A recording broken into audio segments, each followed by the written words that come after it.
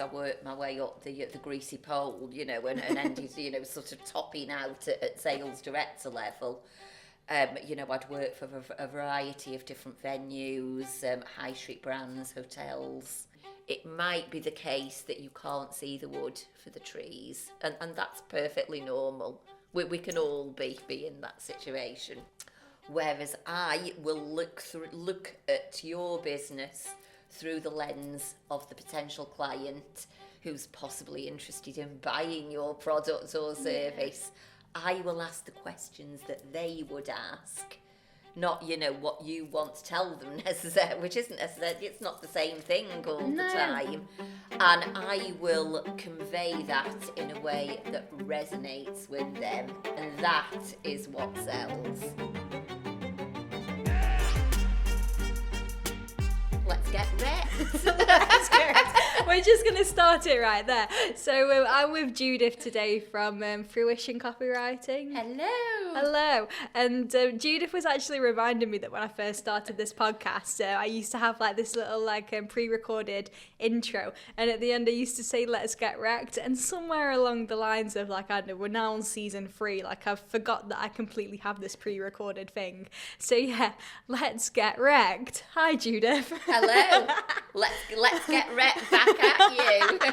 As I was saying to the great video guy before, I binge listen to podcasts when I find a podcast series that I like, or you are the that podcast connoisseur. Somebody that I know is doing a podcast, and I got used to saying that little bit along with you. Let's get wrecked. I feel like I've let people down now, but actually the vision behind that, and I do want to bring it back, so I actually want to change this little thing into like one of those like drinks cabinets, so we can have some drinks behind us. I'll probably have to like change the timings of when we record these and make them kind of like afternoon to evening meetings, so I can sit here with a gin instead. Our first one was at 9 o'clock this morning, so I don't know how they'd feel me like, do you want a cocktail? Yeah, Aperol spritz, anyone at 9 o'clock? But yeah, so that's going to be, as soon as I find a nice drinks cabinet in this sort of material, that's going to be our next edition. That and some gin, I think. Then you can say it like you really mean we it. We really can. Like, preferably not at 9 o'clock in the morning, or whatever takes your fancy. I think if I just had people in at 9 o'clock in the morning, they'll just have to be game with getting wrecked, won't they, at that point? But then I'll also have a full day written off. But no, we actually have a really nice story, don't we, of how we sort of like digitally met and came across each other. So it was probably about, I want to say 6 years ago now. Yes, it was during deep lockdown, doesn't it? It was during deep lockdown. When we were all just sort of, you know, doubling down on the online world, because there literally wasn't much else going on, was there? No, there was nothing going on. And I just got a marketing manager role, and I think Girls in Marketing was just starting to get quite big, wasn't it? And amass like a really big community. And we were both a part of that community, and then we sort of just struck up a friendship, and then that was it, really. We did on LinkedIn, like you say, through Girls in Marketing, and I had a couple of books off you, didn't I, when you did that book giveaway on LinkedIn? You know, you were just having a clear out. And, I need to do another one of those, actually. You know, when you just put a pile of books on, didn't you, saying, if anybody wants any of these, just let me know and I'll post them to you. And I forgot then we had a virtual cuppa, didn't we? And, we did, then it turned into a real life cuppa in Manchester. But yeah, no, it's been really nice. And I think like it's just lovely, I think, isn't it? Because obviously we're based in Staffordshire. You're originally from Staffordshire. I'm a Stoke girl, and you know, it's been funny actually listening to your podcasts. Quite a few of the guests that you've had on, I'm like, yeah, I know that. I mean, I've not lived here for 30 years now. Because you're Manchester based. I'm Manchester based, but I know I've still got some of the accent in there.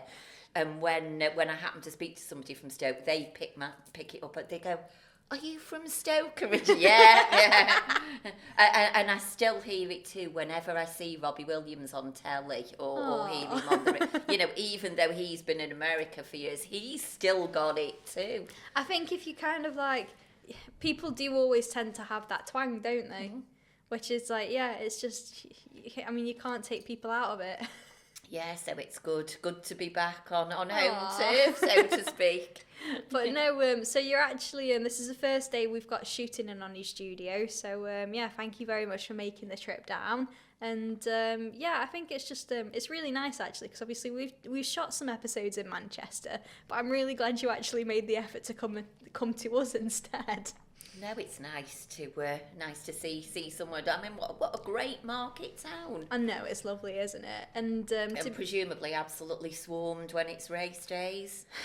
I think so. I don't actually live in Uttoxeter. I live in a tiny little village, like a little bit outside, so I don't really tend to get the disruption, I don't think. But yeah, so I think it's lovely, really nice, and it's handy for us because we've got clients all over the country. We're really close to the M6 and the M1, so yeah, we're happy here. But yeah, so okay, what we usually tend to do on the podcast is, as you probably know, we start right at the back of like back when you were, I guess, first starting out in your career, and I know you used to work in sales. Yes, I was in sales for 25 years. And I thank my lucky stars every day that I have that background going into the world of freelancing, self-employment, setting up a small business. So I did my degree in English like yourself, which we've spoken about before. Not that automatically makes you a good writer, of course, because you have to unlearn a lot, don't you? I had to unlearn an awful lot. Basically, when I how started to get to the bloody point. Totes, yes, yeah. So I left university not really having a clear idea of what I wanted to do with this arts-based degree, just something interesting. Yeah, as many of us do at the time. Most people with an English degree are just happy to have a job at the end of it. I mean, in my day, which was a bit before your day, I mean, it was either journalism, and of course, journalism's changed, hasn't it? As a role now with everything going online. Or they used to do those milk rounds, as we call them then at university, of all like the big retailers, like the big supermarkets and Marks and Spencers, and it was people going onto their graduate training schemes. That's interesting. We had like most of my friends actually that worked in that did English degrees. Some work in marketing, but it was never an option that was kind of like presented to us. I think we all sort of fell into it in various ways. Couple have gone into journalism, but I'd say a solid 80% have gone into teaching. Right. And I don't. Well, really that's like good kids. because teaching needs as many good people as it can get these days. Yeah, that is staff and true. skills shortages and everything going up shit creek there. So pretty much. So I fell into to sales purely by chance, really, but I fell into quite a nice side of sales because it was the hospitality industry. Oh, okay. So there I stayed for 25 years in hospitality. What was it that you were actually selling? So I worked for a variety. I mean, that first job that I got in Manchester was actually at the university. Oh, wow, okay. The University of Manchester. So, of course, absolutely vast facilities that they used to sell for, conferences and events and things. That's cool. And, since then, as I worked my way up the greasy pole, and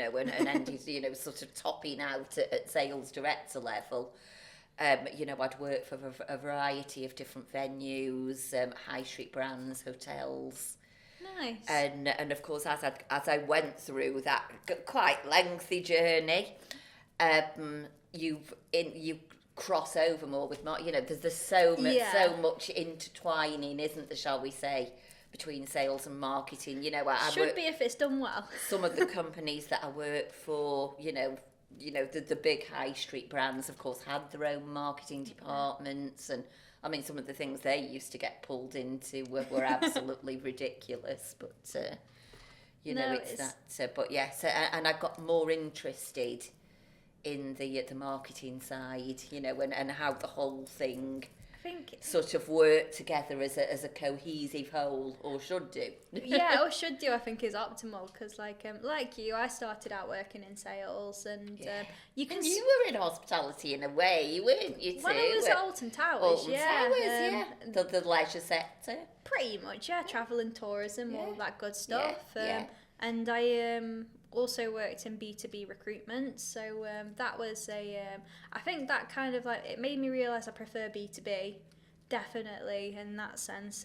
Now obviously most of our clients are B2B. Absolutely. I used to absolutely hate it, if any of my B2C colleagues were sort of on holiday, and I had to cover for a couple of weeks, when you were dealing with people doing birthday parties and weddings, and we used to have that, to be fair, at Alton Towers, no, where we'd thank be like, you. I'll stick with my conferences and meetings and events and seminars and the serious stuff. It was more just like planning, like we had to do a few engagements and stuff, and like there was always a sense of dread as like, what if she says no?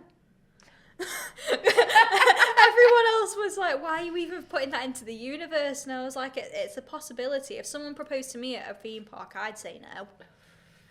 I genuinely would, even if it was a nice ring. So it was a bit like, it's just a bit weird. Did anyone ever say no to your knowledge? No.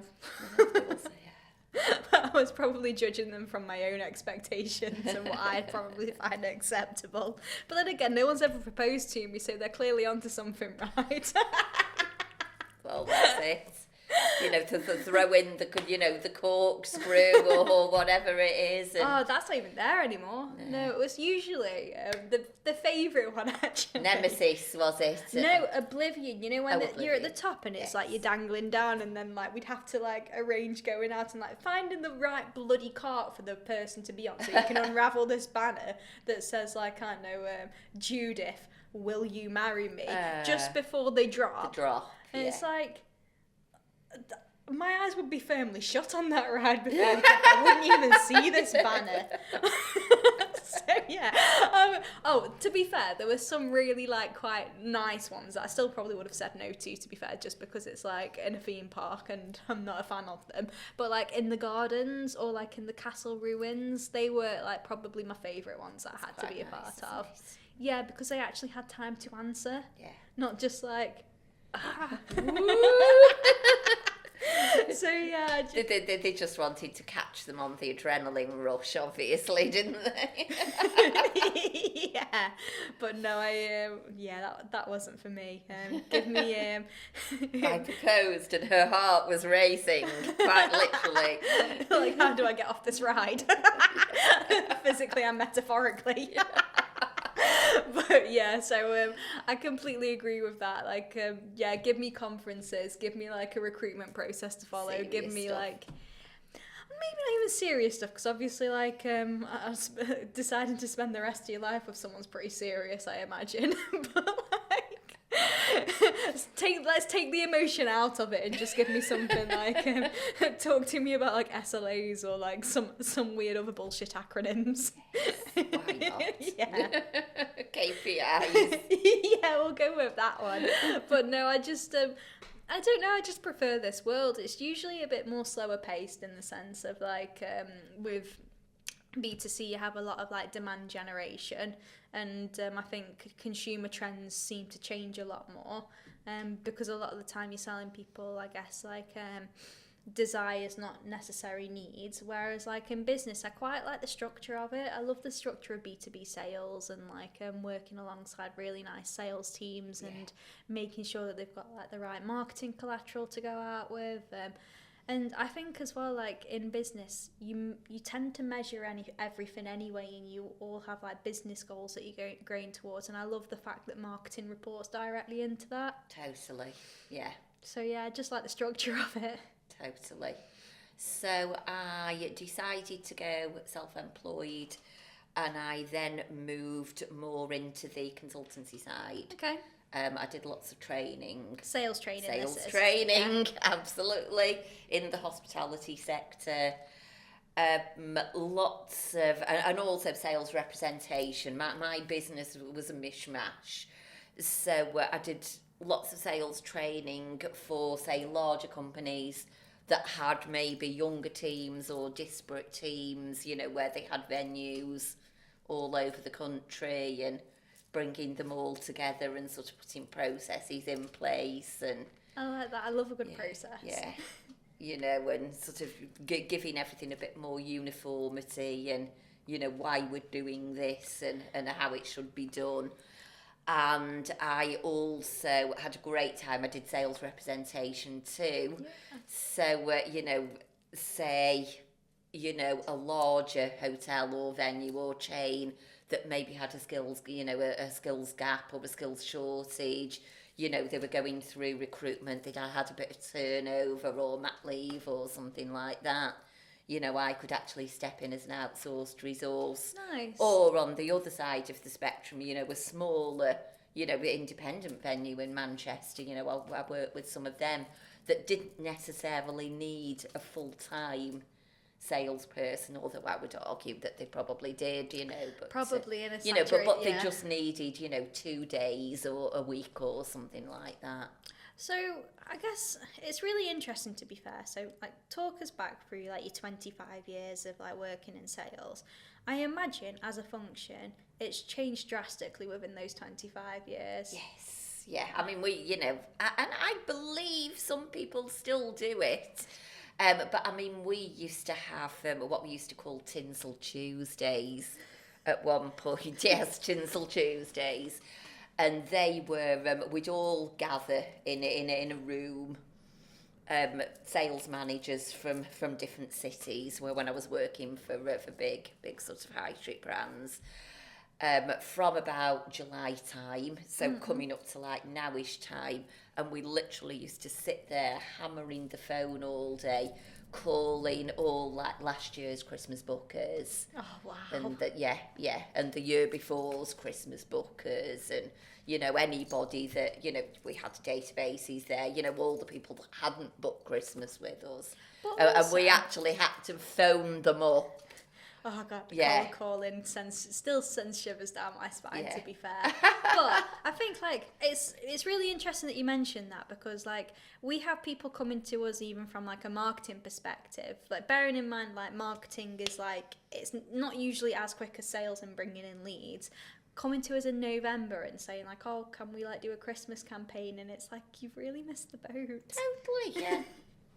Like, yeah, you've really missed the boat. Yeah, yeah.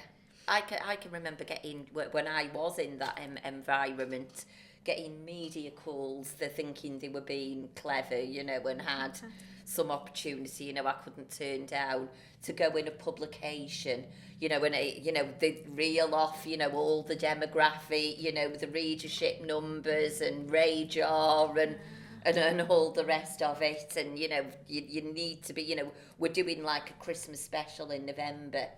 And I'd say to the, you know, this was the days, you know, when, you know, you did that tape magazine, advertorial and things, you know, or radio campaigns. And I say to you, know, what use is that to us? I've only got the dregs of dates that I can't give away, you know, left by November. Oh, right. Yeah, I think it's just like, it comes down to, though, I think in business and I suppose in sales as well. One thing actually I was told by one of my very first sales managers is like, you know, that saying where it's like, if you fail to plan, you plan to fail.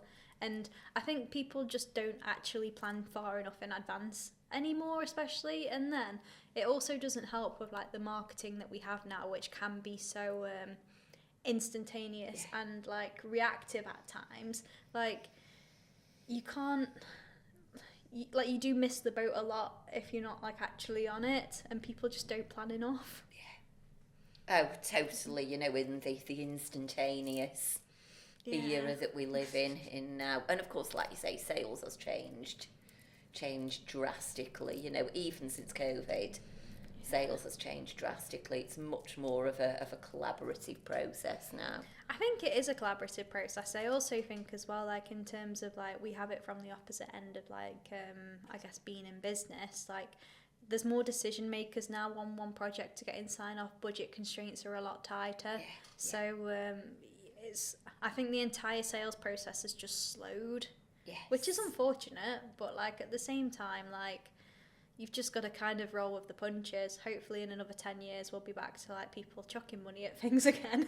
Yeah, it's the way the market goes, isn't it? And economic uncertainty, which seem to have been stuck in for some time now. It just True. Everybody just sort of battens down the hatches a bit, don't they? As is the case at the moment. I think it's interesting. Though, I was self-employed through what we call the credit crunch in 2008 to 2009, and yes, it was absolutely tough. I was working for myself then. But I had hospitality clients and they were struggling. Nobody was booking a darn thing. Everybody was just like freezing budgets. But no, I think as an industry, I think hospitality is one of those where like, you often come across the nicest people, the hardest workers, and like the most resilient in a way, because like you have to be so adaptable to change and like just, I guess, going out there and like... Also, like, shit could be hitting the fan in the kitchen, but you've got to, like, literally put on a smile to the people that you're serving. Yeah. And I think, it's really weird, actually, whenever I think about, like, recruiting for this team. One of my, I've got two kind of criterias in terms of personality. Would I want to go to the pub with this person? And number one. Yeah, number one. And number two. Can I get wrecked with them? Yeah, can I get wrecked with them? And then number two is, could I imagine them doing like a full shift in like the box office, which is like the customer service arm of Alton Towers, like during Scarefest or like in summer where you're working like a 14-hour day. Usually it's freezing if it's in like October. People have been going mad at you because probably it's rained and like they've not been able to get on all the rides that they want to get at. And do I think, one, they'd able to hack the full 14-hour shift, and two, do I think they'd still be able to like have a laugh and joke with the team or have a smile on their face at the end of it? And if the answer to that is no, I don't want them in this company, because like I think it's just that personal resilience and like, do I actually want to spend time with these people? Yeah. Like it means so much. And I think that's something you really learn, isn't it, in sales and customer facing roles. Yeah. I know a friend of mine who's still in the hospitality sector. She heads up the sales team for the entire country for a very well known cocktail and brand that has loads of event spaces and things. So she has a couple of hundred venues all over the country. And this is an interesting one, actually. This might be a generational difference.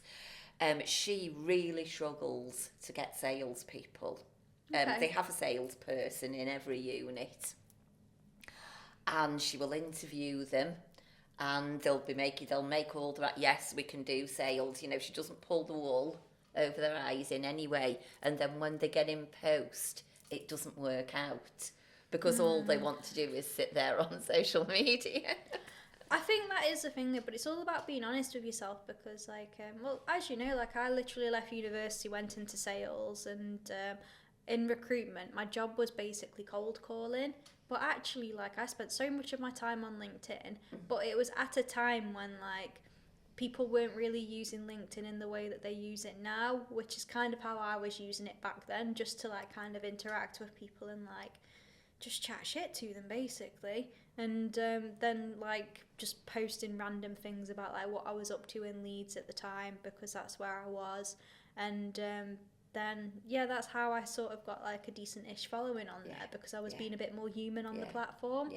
And that actually made me realise that, like, yes, I do like an element of sales, but I'm much better suited to content marketing roles or social media roles. And then that turned into obviously marketing roles and then marketing strategy type roles. And I do genuinely think that marketing is if it's not making you money, there's no point to it. So it is an element of sales, but at the same time, like, I would never go and apply to be a salesperson and say to someone I can do sales, in the sense of, like, I will happily sit there and cold call for you all day, because I don't like doing that. But that begs the question to me, again, coming back to what is sales these days. social media to me is sales. Yeah, I mean, You know, especially, you know, the things that you can do on LinkedIn, you know, if you're going a little bit deeper, you know, with like sales nav. let's say he's not Or navigator, not yeah. even sales nav, you know, if you've just got the free version, you know, and you are, you know, using LinkedIn in an organic way. I you think know, if you use it in a strategic way, using it in a 100%. strategic way, you know, and connecting with people strategically and commenting But then it on also their means, posts like, strategically, because going back to the old way, the Tinsel Tuesdays that was that me and my inefficient. colleagues used to do, what response would you get now if you were all sitting there phoning at 100 people? Well, people aren't sat in their offices now. No, they're not, to be fair. But I also think as well, like, and this is coming from someone who literally like does marketing and stuff. Most of my LinkedIn messages go unread because I get that many a day. I can't answer them all. Yeah. Most of my emails that are cold emails go into my junk, which I do not read. So actually, like, I don't think that's a very like decent way of actually reaching out to people anymore. Yeah. And most of our actual business comes from like referrals, I guess like other affiliations that we're a part of, and then the content that I personally post on LinkedIn that makes people want to work with us. Yeah. So I think in terms of like sales and stuff, yes, social media does equate to sales, but in the sense of where like our content that we post out like has a genuine like strategy behind it. Just resharing things or like, I don't know, chatting absolute bollocks on LinkedIn isn't going to get you sales. Or putting your doll in a box on there. God, a doll in a box. Did I do that? I hold my hands up. I did my doll in a box just because it was a fun thing to do. But I was going to say, I don't think I've got any dolls. I was never a doll kid. I was always into you know, couple of months ago when everybody was doing those AI dolls. Oh yeah, of we themselves did that in as a well. box. To be fair, the team did that, and it was more just funny, a fun to be thing fair. to do, wasn't it? But like, I also think as well that kind of shows, like in marketing, obviously it is quite topical, and I think sometimes people do just want to see that you're up to date with the most recent trends and stuff. Yeah. Whereas like actually, like a lot of the stuff that we do, like we want to put content out there that like we'll come on to content in a minute because that's what you do Indeed. now.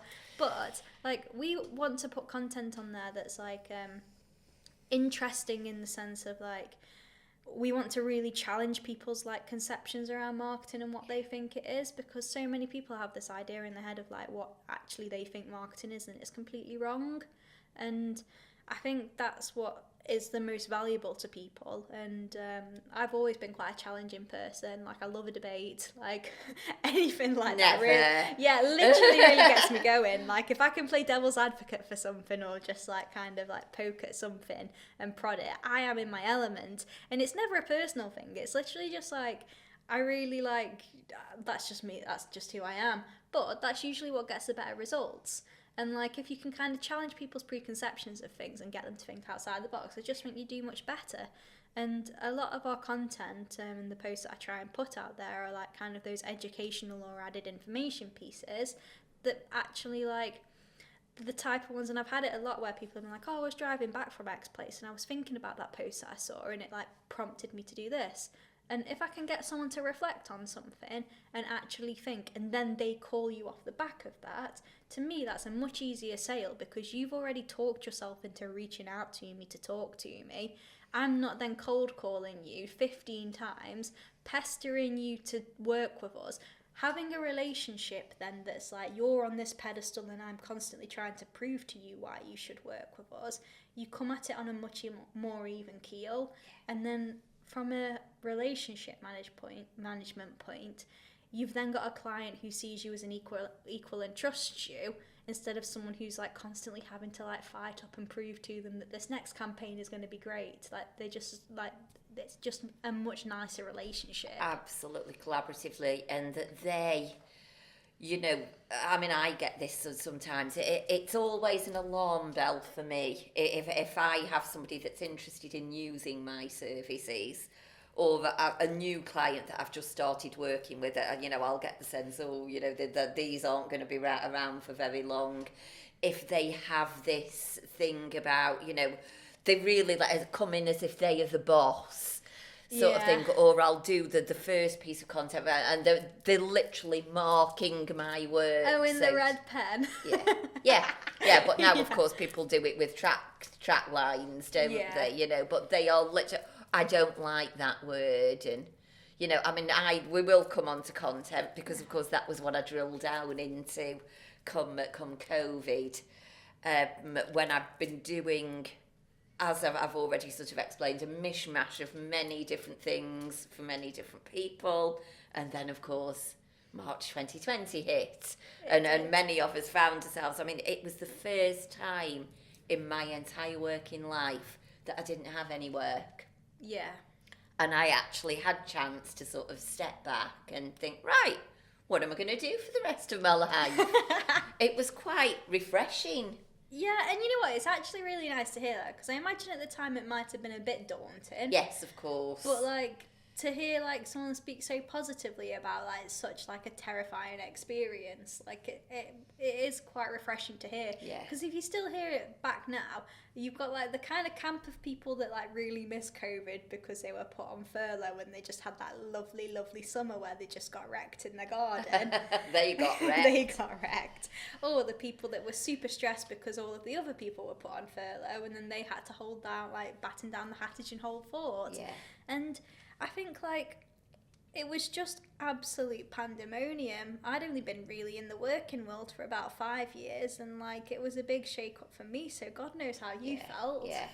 Yeah. So it was really odd, you know, being in that position. And because I was still very much in work, I mean, I actually I did so a lot better than a lot of my friends and, you know, people that I know, you know, who'd all lost all the clients sort of a couple of weeks before we even went into lockdown, because of course the momentum had been really building, hadn't it, from about February time. And I actually held on to a client till June, a couple of days a week, you know, they were still sort of hanging on in there, you know, just to see if things improved, and they didn't, so they finally went as well. Yeah. And I was like, right, okay, what do I do now? And because I was still so much in that work mode, getting up in the morning, that's exactly what I did. I did some qualifications. Nice. Which was the first time again in my entire working life, you know, besides like training courses that you get put on, you know. It was the first time I'd done personal development, you know, so I did a diploma in social media marketing. I did an American conversion copywriting course. I did Yoast SEO. And I literally did it as a job. I really drilled into it to LinkedIn. I mean, I was going on 10 million webinars, 10 million online networking events. But it's so true, isn't it? Like, I was put on furlough, I guess, like March through to, I think, end of April, and I did exactly the same because like I love structure, and like if you're already in work mode, I did the exact same thing. I picked 6 courses that I wanted to do, and like I literally treated it like I was back at university. Yeah. I was like doing my modules and stuff, and I ended up going from a just like a content marketing executive role, and then getting a job as a marketing manager role at a really like well-respected agency. And had I have not shown, I guess, that like proactiveness, like I don't think I'd have progressed as quickly in my marketing career. And obviously you did it so that you could basically shape an entire new career. Yeah. I'd say maybe not entirely new, but I hate that term. It's so AI, isn't it? But reimagined, you know, redefine, reframe, however we want to see it. So all those sort of years of experience, I kind of bundled it all up and repackaged it just in a different way. Yeah. You know, digitally. But So I kind of relaunched onto the scene.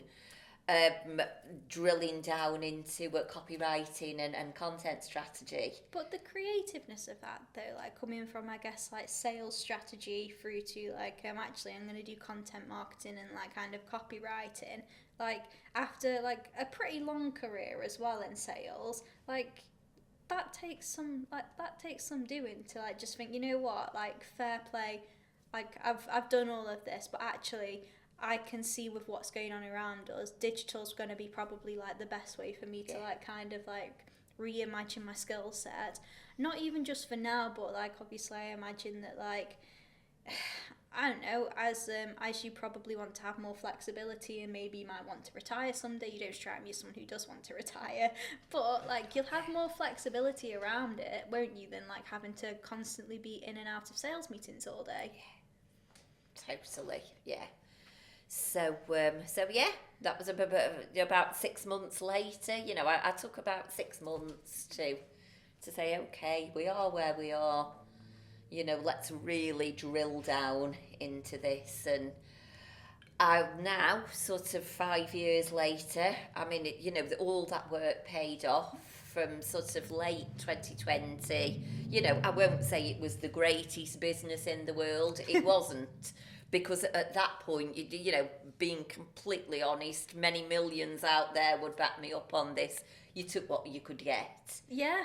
To be honest, and that was fine for me as a bit of a sounding board too. But I also imagine, you know, you wouldn't take that work now on those rates, but then it was like, well, yeah, fine, because there's nothing else, to be honest. But also, everyone starts somewhere, don't they? Exactly. And like, I imagine that like you've just started this new venture, and like you might not have case studies, you might not have client testimonials, so it is just a bit scrappy. And like I even have to think like this to myself with Big Rep now, and we work with some incredible companies like sizes, but then like you kind of compare yourself to people who've been going for 10 years and they've got like an office full of like 25 staff and like the owner's driving around in like, I don't know, a Porsche or something, and I'm just there like, oh, but we're not there as a business. Like, we don't look that impressive. And it's like, but we're 18 months old. We're not going to look that impressive. Exactly. Like, I properly have to give myself a talking to. Good old comparisonitis, isn't it? You know, the thief of joy. And, you know, we've all done it, haven't we? You know, we've all scrolled on social media and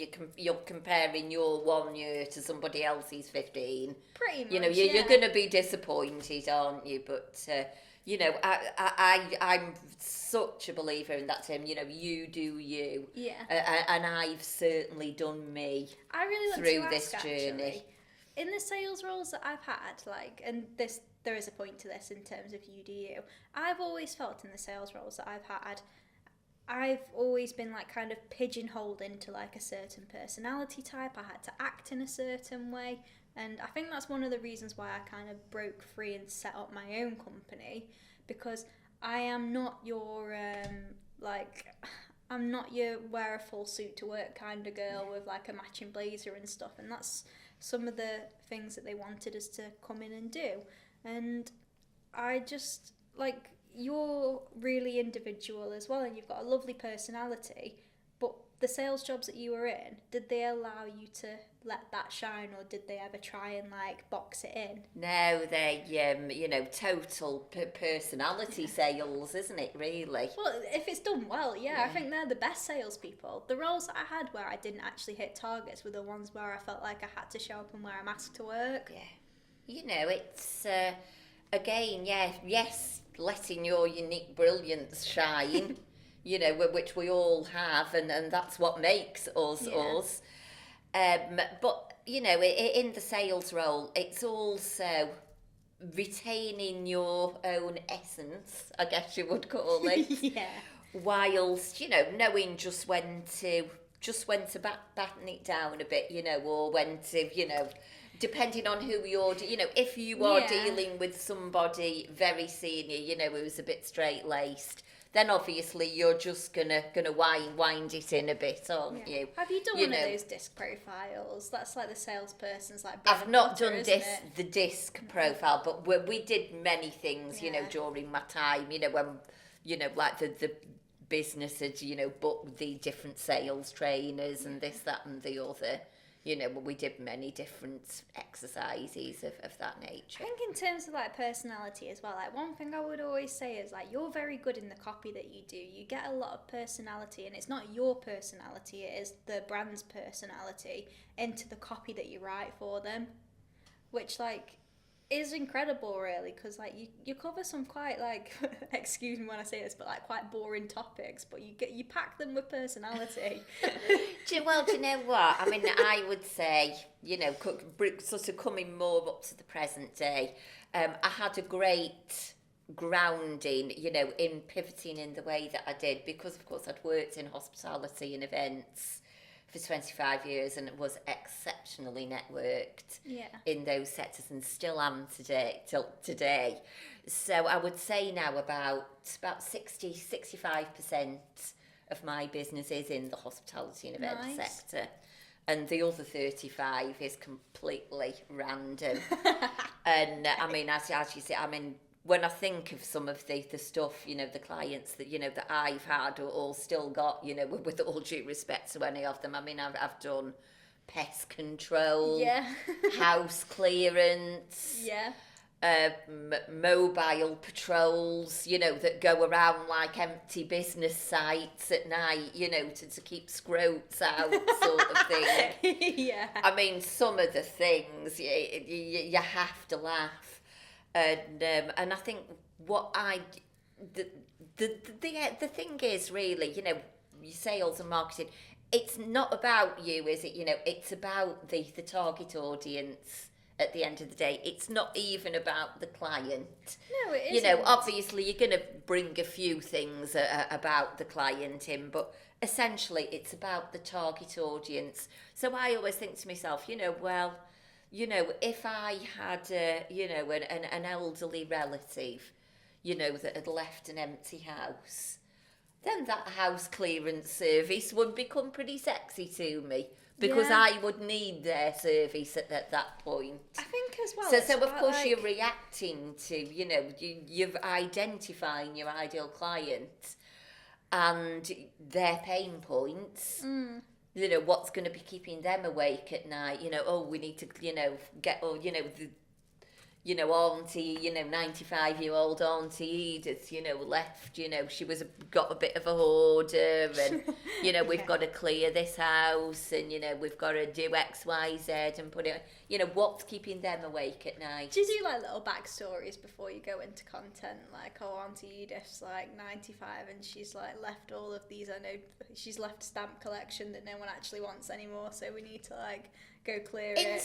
In some instances I do, because of course, you know this, obviously you're in marketing, the better your target audience, the more you can speak directly to. It's like when we're scrolling through Facebook, isn't it? And there are those paid ads, and you're almost, oh my, that's me.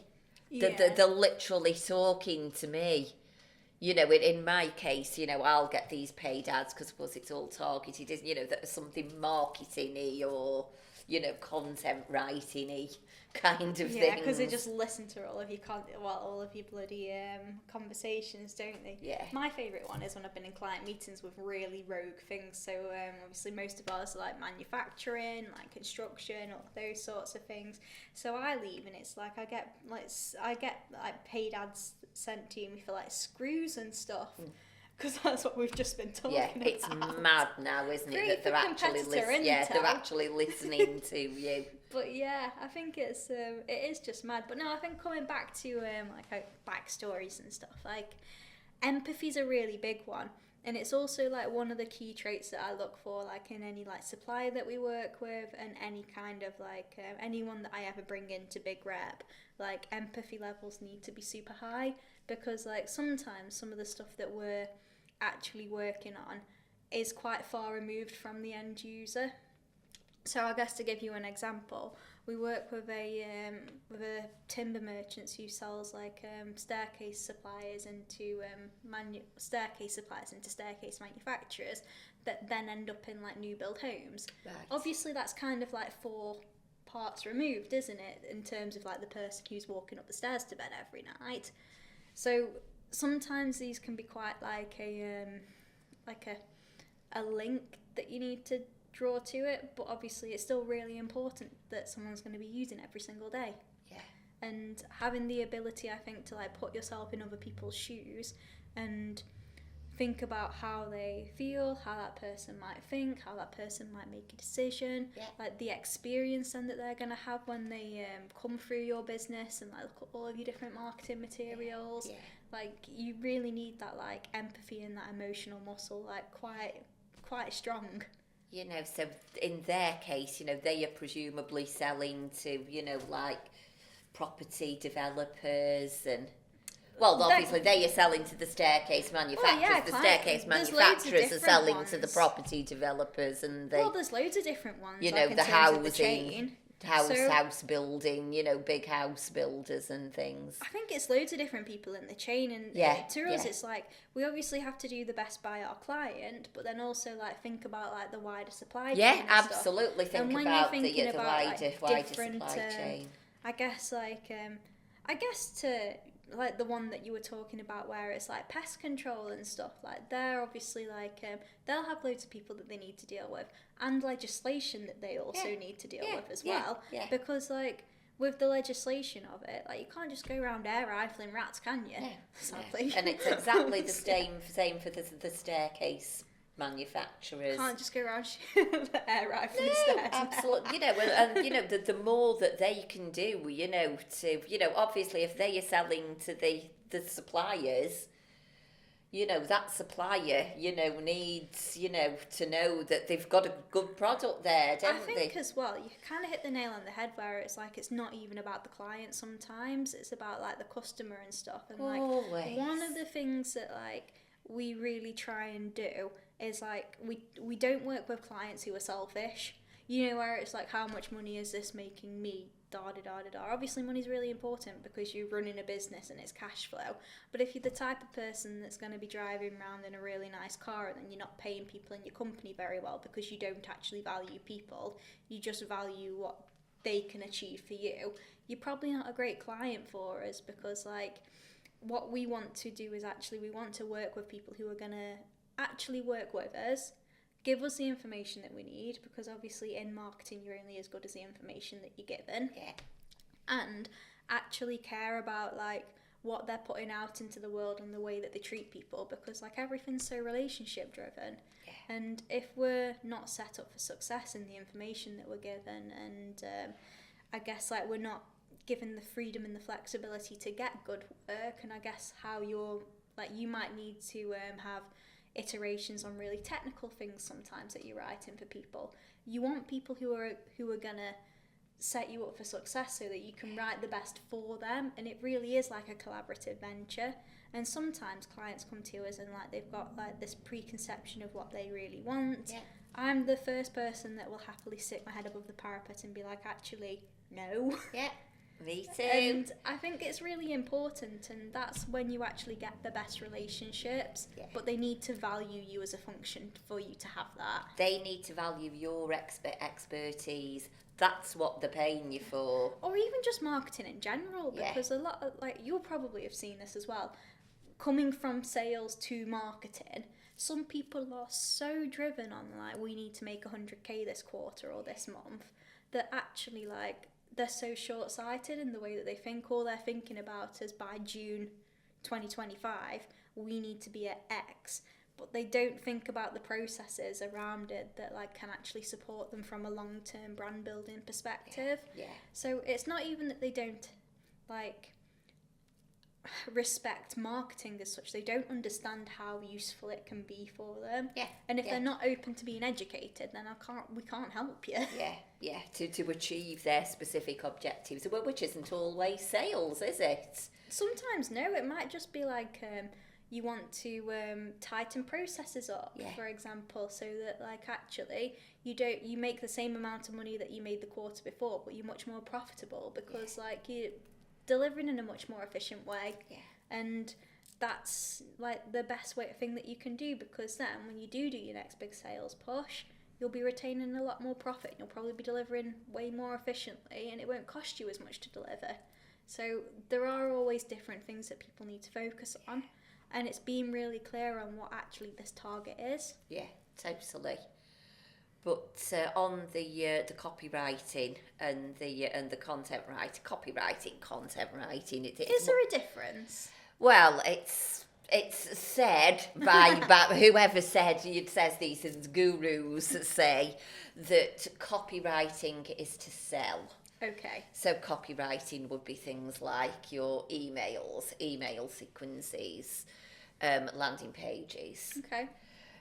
Content is to educate, inform and entertain. Okay. So, but essentially it's still there to sell, isn't it? Pretty much, yeah. But whichever one we want to call it, copywriting, content writing, or just writing for business.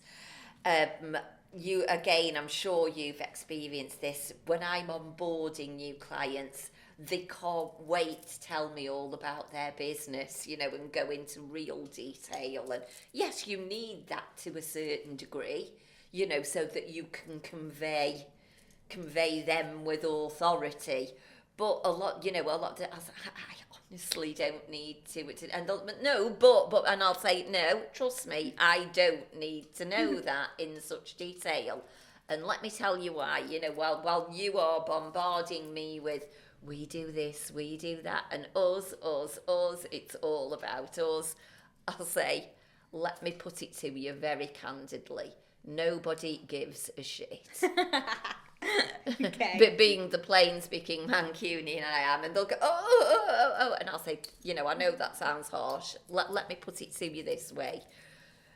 As a business owner or a director or whatever level you might be, you are so close to that business, you're drowning in it. Yeah.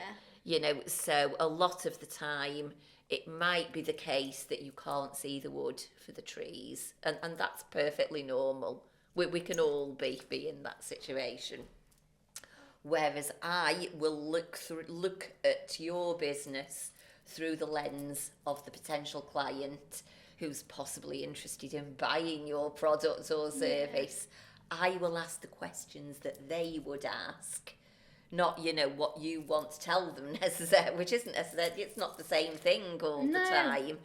And I will convey that in a way that resonates with them, which is going to, again, not necessarily going to be all your jargon, or it depends what the business is, who your target audience is, and that is what sells. It is, and I think as well, like when you were just telling me about that, I was thinking about weirdly the last time that I went car shopping, and how sometimes you'll get a car salesman come up to you and it's just oh, this does 0 to 60 and X, and it's I don't care. I literally have 5 things on my mind, and it's the best salespeople, and I think again the best copywriters and the best marketers almost preempts what's the real reason someone wants to buy. I've never known anyone buy a car off a gimmick on it goes 0 to 60 in 2.8 seconds, or I don't know, whatever. They usually have in their head I want petrol, I want diesel, or I want electric. They'll have that sort of thing in their mind, and then usually most of the time it's based down to lifestyle factors or personal preference, not the really technical engineering things that Olivia Hanlon from Girls in Marketing, just talking back to her in one of her latest podcasts, they were talking about a similar thing. And she actually referenced going washing machine shopping, and in exactly the same way, she wasn't interested, in how many rotations promote, and somebody in that shop did a really good job. And well, what do you want it for? I want it for 2 adults and a baby, that I get quite a lot of washing from. So right, Literally, it's well, what's actually practical? And I think sometimes the more technical the client, the more they bombard you. It comes down to, I guess, personality profiling and selling and stuff again, doesn't it? It's you'll have some people that will be really, really interested in the rotations per minute. Not me. I'm just, mine would be, how easy is it to actually do? Do I just press a button? Because I don't want to give thought to that. And that's fine, that's your product description. That's fine. That information will be there. Your technical team will have written all that, for the instruction manual. Which I'd probably never read, being completely honest. No, we don't even do that half the time. We just want to go, put my powder in, press the button. Yeah. It's funny actually. We've just bought a new what's it called? SSD card for the sound on this earlier to like so that the videographer can take it away with them. And instead of getting the manual out to, I literally just went on ChatGPT, asked how to do it, and then it sent me a link to a YouTube video. Like, that's my approach to like how do I actually do something. So all of these things that people obviously put a lot of time and effort into, like with me it just goes completely unnoticed in that sense. And it's like, I think you just do, don't you? Because like we have like quite different personalities in like our team and stuff, which is great because it means then that we can actually give clients a really well-rounded like service to them and come up with things for them. Like Morgan really likes finding things that are engaging and like going into a bit more information. I'm very like kind of high level in the sense of like, well, what's the point to it? Some data I don't mind drilling down into if I can see the point to it. And then like our graphic designer like really wants to go into the detail in everything. And I'm just like, do we need it? Obviously they clearly do, to feel like they're doing a good job and to feel motivated in it. But I think it is just that psychology, isn't it? Around like, well, what do people actually want from this experience? Like, what information are they going to be looking for, and how can I give it to them in the best way? Yeah, totally. You know, and I always use the analogy of it's like giving people a vision of how spectacular the view is going to be from the other side. Yeah. Almost like future pacing them. Yeah, totally. No, quite like that, to be fair. And I think like from a... You know, and whilst it can be completely different, obviously, you know, if you are working for, you know, a fancy hotel, or if you are working for, which I have done, a motoring offence solicitor. Wow. You know, obviously, you know, you absolutely chalk and cheese, but you know, you are essentially applying the same. The process is usually quite similar, isn't it? Like, it depends on like obviously in Big Rep we do mostly business to business, but in other agencies that I've worked in, we've done B2C marketing and stuff. And I think sometimes like there's not that much difference in the sense of the way that you'd actually approach something. Yeah. You know, it's tone of voice, isn't it? That can be completely different. And like brand strategy and like it might be the channels that you use are very different as well. Or like you're catching like people at different times of the day. So obviously on LinkedIn, like actually now I don't think there's even that much of a distinction between when people are on LinkedIn and they're not. They do see it more as like a social media, and it doesn't usually matter what time you post things on there anymore. Whereas it used to be like people would have it open because it was the only socially acceptable thing to have open at work. But now people aren't even in offices, so there's that boundary has now gone. But I think as well, like in terms of coming back to copywriting and stuff, you're just giving somebody another experience of that brand, aren't you? Yes. And like if the logo could talk. Yeah, I like that. If the logo could talk. And I think you've got that... What would it sound like? You know, what would it sound like? The Queen? Would it sound like Travis Scott? You know, who would it sound like? So do you do all the tone of voice for your clients? Like you will literally sit with them from scratch? I have and done like, tone of voice, you know, tone of voice guide. You know, which is quite a meaty project. You know, some small businesses, you know, they don't need to go into that depth yet. Yeah. You know, some businesses already have style guides if they're larger, more established businesses. Yeah, I think it's important though, isn't it? It's like, I think we've got one with a client at the minute, and their tone of voice is very... almost like matter of fact, and it really works for them because like they're cutting through so much noise and information, and they're just literally giving this information out there in like a really like trusted, unbiased and slightly authoritative stance. And sometimes when like you read other tones of voices for companies, and it's just like, oh, I just couldn't. Like, have you ever looked at an advert or something on social media and seen like the tone of voice on that, and it's just really put you off working with that, like not working with them or like buying from them or something? I'm just a bit like, oh, I just couldn't buy from you. What sort of thing really puts you off? I think like overly colloquial things, or like you know, where it's just like it just feels a bit forced. So I love Charlotte Tilbury makeup, but her tone of voice I find a bit jarring, to be honest. Oh, it's overly fluffy, isn't it? Their tone it of almost voice. puts me off, and it's like It doesn't quite put me off, I have to say. yeah. But no, I don't like theirs. I agree with you on that. I can't engage with the marketing, and it's really, I think it's just some people love it, don't they? Yeah. And I think as well you see like the other brands like ASOS, I think do quite a good job of being like a fashion brand that is actually just like, because they're just a marketplace really for clothes. Like it's just no nonsense in the sense of like, I'm not here to be like delighted darling or whatever. Like I literally just want some makeup, thanks. Yeah, that's like, I agree with you. Literally just let me walk in, like I'd happily walk into Selfridges and just have a look around. And I think it's just like, it's really interesting actually. These like real true luxury brands like your Chanel's and your Vogues and like your Hermes and stuff, they don't piss about with things that are so like frolicky in that sense, and they don't actually need to.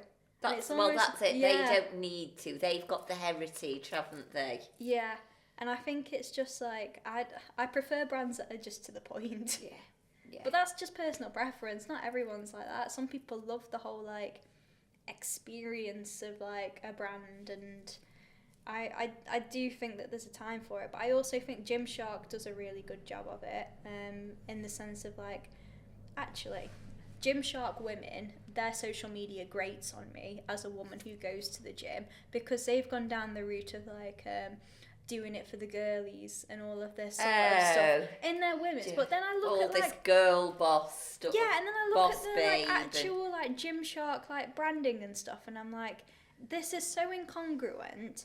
And also as well, like you're literally just kind of peddling this stuff that like gym girlies go and get matcha, and then they go to Pilates and like all of this bollocks, and it's like, we literally don't. Also as well, I'm just going to completely rant at you now about differences.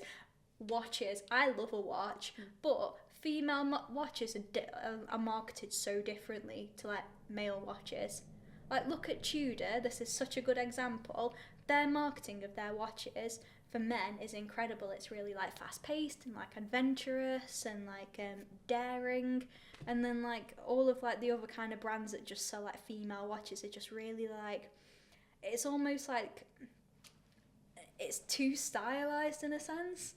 And it's just like, well, I want to be parasailing. Why can't I do that? Why is someone sat on some weird panther just like dripping in watches, like with an awkward angle like Gosh, that sounds very 80s. Yeah, but I don't think watch advertising is actually like progressed. But yeah, I think it's just like sometimes like people can go way too far in terms of like all of this stuff, and it's like, but why? You don't need to. If your product is good enough, it should sell itself. Yeah, but we're here to push the boat, aren't we? And at the end of the day, it's like, all the furore that went off a few months ago over the Jaguar rebrand, the car.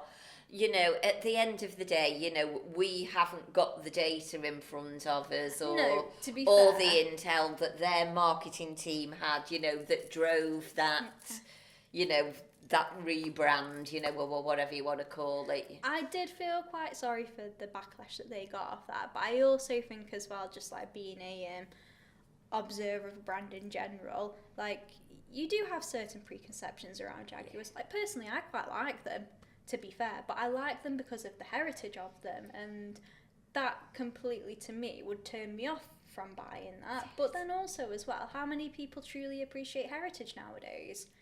Probably not enough people to keep Jaguar in business for the next 50 years. So they needed to do something drastic. Yeah. So I think it does, from a personal perspective point of, like, from a personal preference point of view, I don't like that. But also as well, would I have ever bought a Jaguar? Like, no, I quite like my Audi.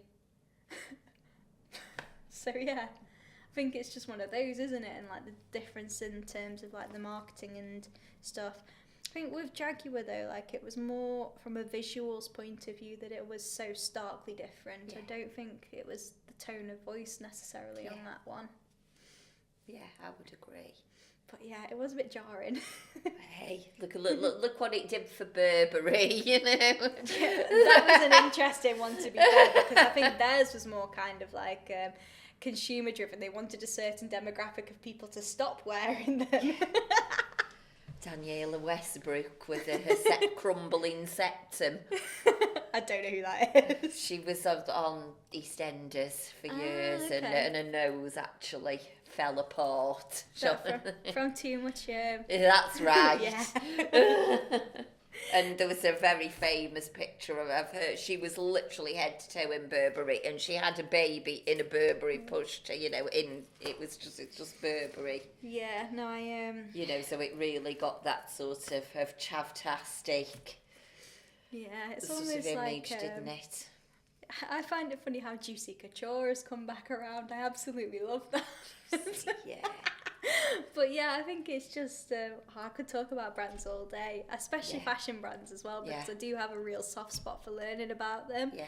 But I think going back again to we've really not talked about tone of voice and covered this well, have we? We haven't, no. So in terms of like tone of voice then, if what's your process then with a client? Like, do they come to you with an already established tone of voice, or Well, like, like do I you say, like they can creating fit your own? into, some of them do, if they're a more established company, they may already have their style guide in place. I have written new tone of voice guides. Which one do you prefer doing? Like, do you like it when it's a complete blank slate, or do you prefer it with like quite intense style guides? You know what? I don't really mind. Okay. I really don't mind. And I would always say, when there is a style guide in place, it's in place for a reason, but it's not the Bible. Yeah.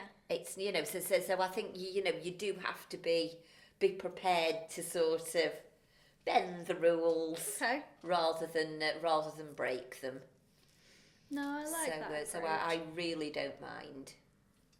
And in terms of types of clients that you enjoy working with, do you you mentioned 65% hospitality? Yeah, well, of course, hospo and events. I just get it with those, because I've worked in the industry for so darn long. And what sort of copywriting would you do for them? Is it all of like your emails and your landing pages, or website work? Okay. Whether it's website refreshes. Let's be honest. We kind of forget about websites in a way, don't we? I know I'm guilty of it, and I'm just me, and me. I did a complete website refresh last year because it had sat there untouched for about 5 years, and I was reading through it, and I was like, oh my God, I thought this sounded really good when I read, and I absolutely hate it now. I think you do, don't you? Well, you do, yeah, you do. And it's funny, isn't it? It's always those little lines or paragraphs or phrases that at the time you thought were really big and clever, and you'll go, oh my good giddy aunt, what was I thinking? This is really funny actually, and this client is going to know exactly who I'm talking about on this one, but we've been working on a sodding website for over a year now, and it's all designed, all of the copy is there, all of like the content's done. I think we're on like round 4 of copy amends, and it's not even gone live yet, and I'm just like, I've really had to like hand it over to the team now, because I'm so impatient with things like this. I'm like, literally just get it out. You can tweak the copy as you go. Like, it's not that deep. And I think, like, again, coming from like a background where like they probably used to send a lot of things to print, the copy had to be perfect. Yeah. Whereas like for me, I'm like of your social media generation, where if you put a typo in a post, you can go and edit your post. Yeah. Like it's not that deep. And you know what? It doesn't even matter, does it? I don't think it's that. It's not that it used to be a case that we used to say it's tomorrow's chip paper. Now it's not even that when it's online. But yeah, I think. But yeah, like you say, you can people just get go so in like and personally like kind of attached to it, and like they can really overthink the words of things, can't they? Oh, and gosh, it's yeah. like, I think it's like, oh, this word isn't me. Like, I had one the other day, a journalist has done a write-up about Big Rep and, like, I guess this, where we're at within our business, and he sent it across to me, and it was an incredible write-up, and there was just one word in there that I wasn't sure of, and I was like, you know what, for the sake of, like, being really pedantic and, like, probably, like, making someone not have a great experience of working with me, I'm not even going to flag it, because it's not even a big deal. No, it's not Like, a deal. Just because I prefer slightly the different semantics of one word over another, like, let him have his piece and just approve it. Like, but then again, like, I'm quite, like, it's not like a that'll do situation at all, because, like, my standards are really high in most stuff that I do. But I also think being easy to work with and letting people, like, bring a bit of themselves into the, like, element of it, like, it's really disheartening when people go through, like you said, and they go through and, like, do all of their track changes on something, and, like, they really want to put their stamp on it. And, like, I just kind of think, you know what, like, the overall sentiment of this piece incredibly hits, like, the nail on the head. Why am I going to be pedantic over something? Because then that person's never going to want to work with me again. I think the way I approach it now is, you know, so through sheer experience, I actually, you know, just as I have an onboarding process, I actually have a feedback process. Yeah. For new clients, you know, before we get used to each other. So when I've done my first drafts ever for them, they get a guide, a feedback guide, you know, which basically says anything on here can be, you know, added, removed, you know, this is the first draft. And it's basically, I hope, helping them, because some clients, they find it really, really difficult, actually, to give feedback, you know, but I will have, it's, you know, to avoid getting you know, chocolate teapot feedback from them, you know, so I will say on there, you know, please don't say this sentence, you know, isn't professional enough. That's of no help whatsoever. Yeah, it's like, what about it isn't professional enough? Like, are there any words that gave you that illusion? Or have you seen somebody else's website, you know? Yeah. So that it's a real, you know, it's just a one-pager, you know, it's not going on forever, just to give them a guide on how to give feedback. I think because the worst one it's really hard for some of them to articulate, and I understand that. It is. I think the worst feedback you can get as a creative, both in a design sense, but also in, like, a copywriting sense, is, oh, that's just not us. Yeah. Well, what is you then? Like, come on, give me something to work and with. This is why I get clients. I've got one now. They've, you know, 3 weeks ago, you know, since we're going ahead. You know, they've had the proposal for the website and everything. Now, with the business owner, who is your typical small business owner, you know, she's so busy in the business to be on the business. She's had the onboarding questions, and I've just chased her again for the ad.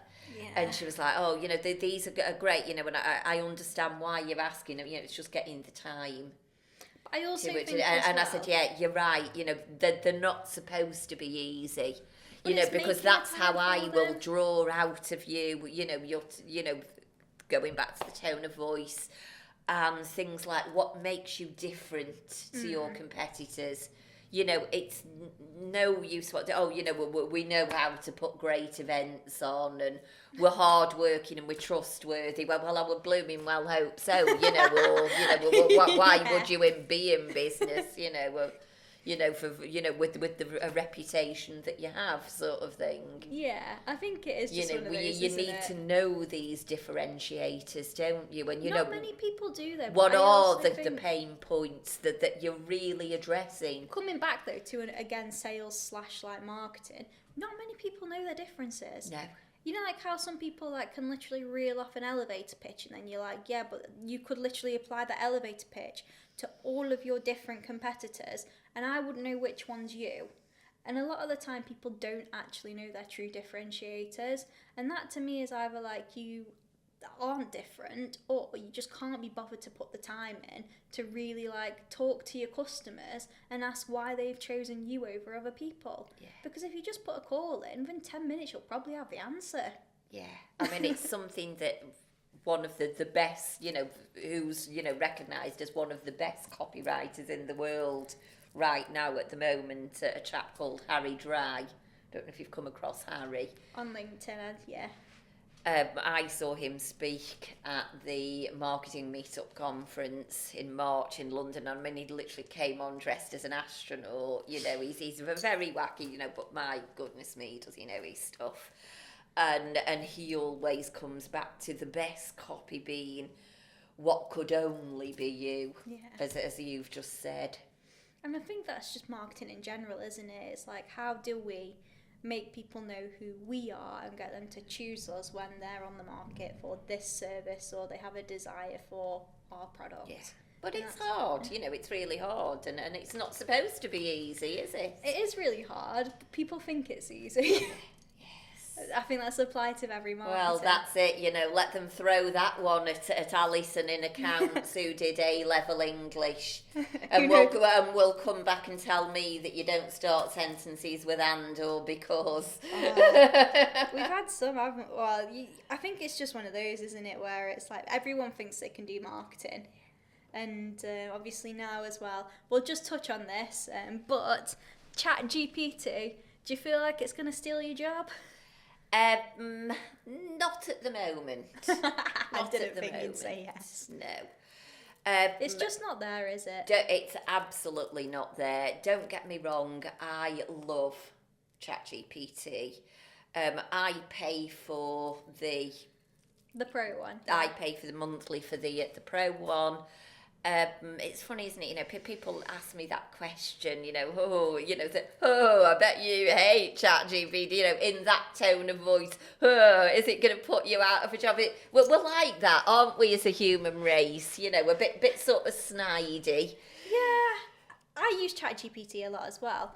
Weirdly, not for a business sense. ChatGPT is literally my personal admin. Well, I do use it for a business sense, for a plethora of different reasons every day. That's why I pay for the upgraded version. Do I sort of copy and paste and have a bit of a tweak round and put that forward to my clients as my paying work? No, I absolutely do not. No, I think it's just being open and transparent with people though about what your processes are and stuff. Well, that's why I've put my AI policy on my homepage of my website. Which is fair enough, I think, as a... which explains to them how I use it in certain ways as a writer's assistant. And to do lots of things, or other than make me a banana protein pancake. But no, I think it's just one of those, isn't it? Where it's not no, going absolutely away. not. It's not there yet, and it really grieves me actually when I'm scrolling through LinkedIn and you're just seeing post after post, and I'm thinking, guys, is that how little you value your business? That you're putting yet another post on, starting within the fast-paced world of, and swiftly followed by fostering.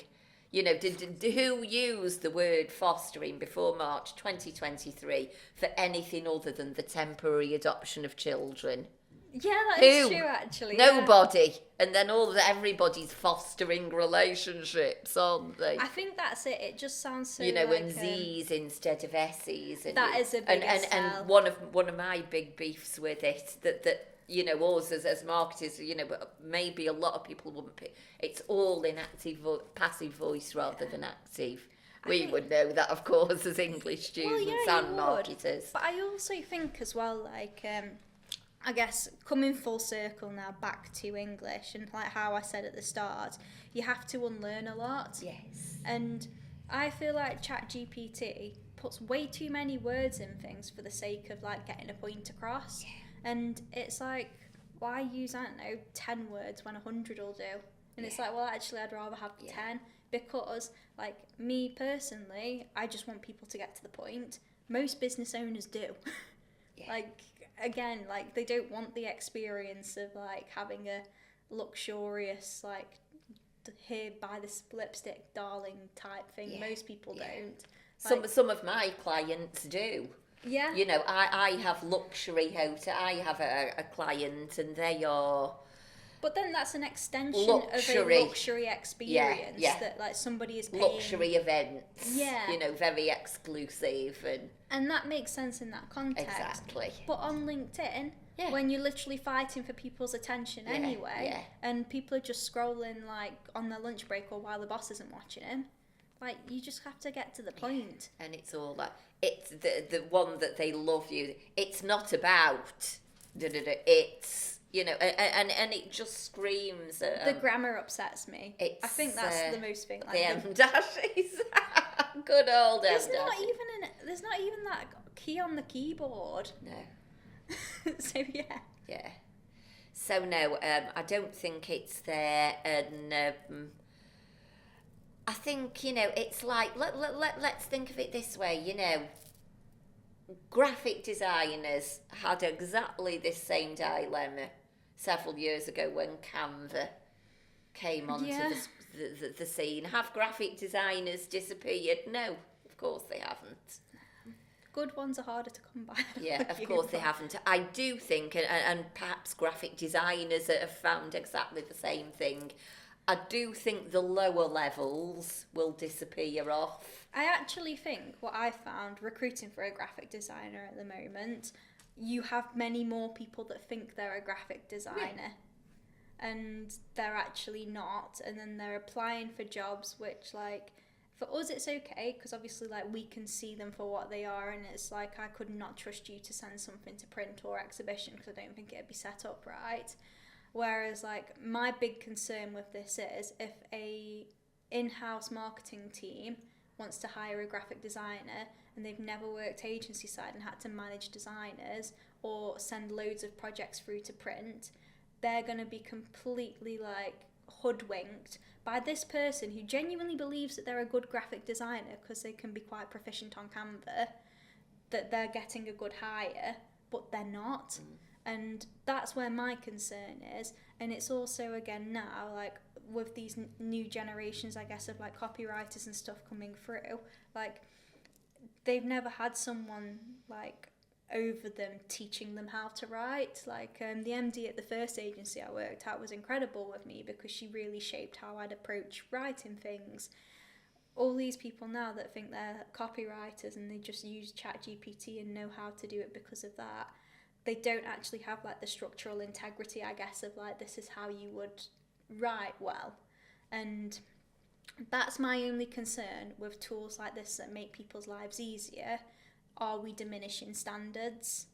And that's, I think, the concern for me. I think that's a huge concern, of course.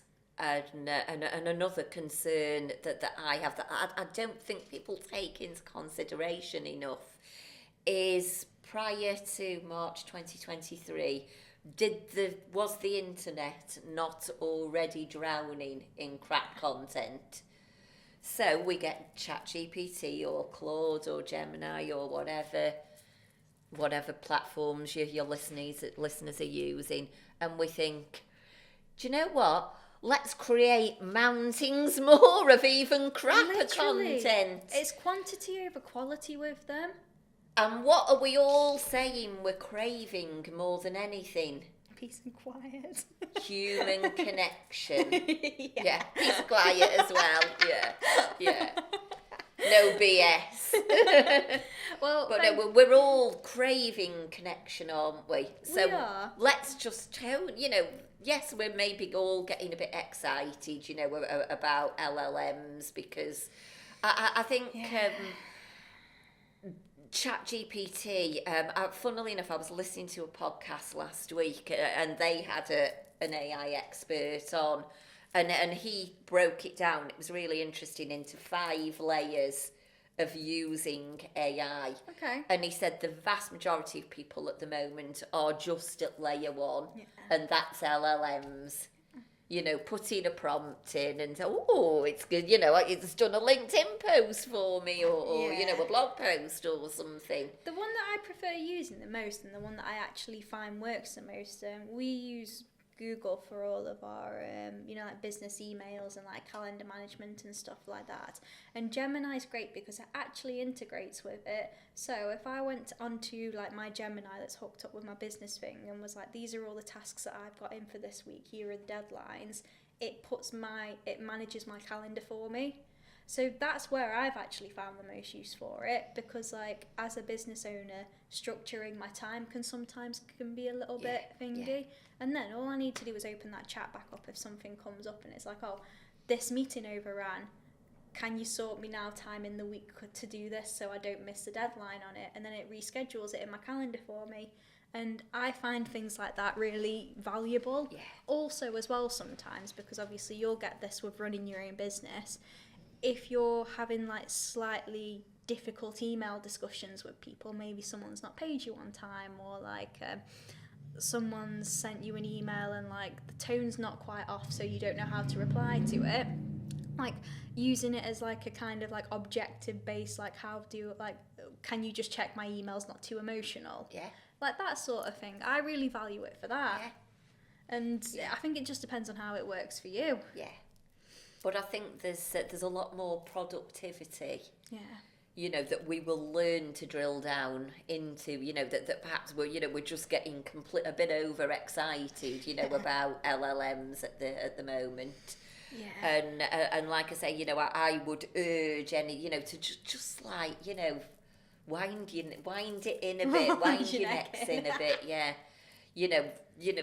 when you come across that. I mean, I see them now, people that I know, and I won't like or comment on them. I started calling them out on LinkedIn. I did that a couple of times on people that I know really well. And they just put like a few laughing emojis saying busted, sort of thing.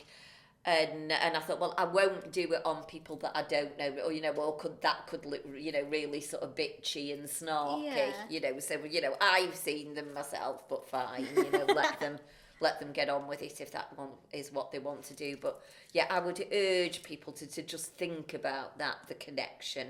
That's what we're craving at the moment. So why are we desperate to put yet another in the fast-paced world, post out there for all to see, making us look like proper amateurs. I very much agree with that one. Well, it's the thought leadership, isn't it? That's what... It does, and of course, that's what the large mind. language models can't do for us, because they only have data, don't they, up to, a certain point. I think it depends now. I think they are starting to get more up to date with things. But I do think from a thought leadership perspective, it does undermine it if it's not your thoughts. But so last question then, and one that we always close with. What advice would you give to a young person who either wants to get into marketing or start their own venture? Learn sales first. I agree with that one. I don't actually say that in jest. I work with many small business. I love working with small businesses, besides my large high street name clients, you get different things out of them, as different rewards. And I hate to say, I will speak with small business owners sometimes, whether they go ahead and work with me in the ultimately or whether they don't. And I've got to the point now where I'm literally thinking to myself, in 2 years' time, I'll see on LinkedIn you've gone back into employment. I can just sense it now. I know it sounds really harsh, because they might be absolutely brilliant at what they do, but they can't run business. Or should I say they can't sell. They can't sell the business. And if you've not got clients, you've not got a business. That is true. Simple as. So I would... whether it's, if it was, a young startup, get a mentor, really drill down into the business side, somebody that can really help advise you on client acquisitions and pricing and, packaging your services and all that sort of thing, you know, that is the business of running a business. Yeah. You know, before getting too excited about, whoa, I'm a social media manager.